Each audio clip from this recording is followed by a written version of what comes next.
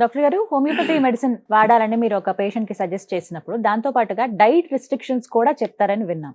ముందుగా కాఫీ తాగొద్దని, ఉల్లి వెల్లుల్లి మానేయమని, ఇలా కొన్ని ఆహార పదార్థాలు కొన్ని దూరం పెట్టండి అని చెప్తారు. అంటే సైంటిఫిక్ రీజన్ ఏమన్నా ఉందా? ఉన్నది, సైంటిఫిక్ రీజనే.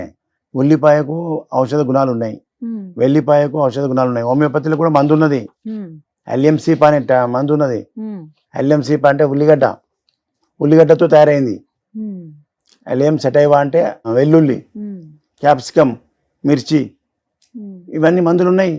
అయితే ఆయుర్వేదిక్ లో వాళ్ళు ఇచ్చేటువంటి ఉల్లిగడ్డ, పచ్చి ఉల్లిగడ్డ తిన్నప్పుడు, పచ్చి వెల్లిపాయ తిన్నప్పుడు హోమియోపతి వాడితే ఇది ఆయుర్వేదిక్ ఔషధం కాబట్టి అది హోమియోపతి మందును యాంటీడోట్ చేసే అవకాశం ఉంది.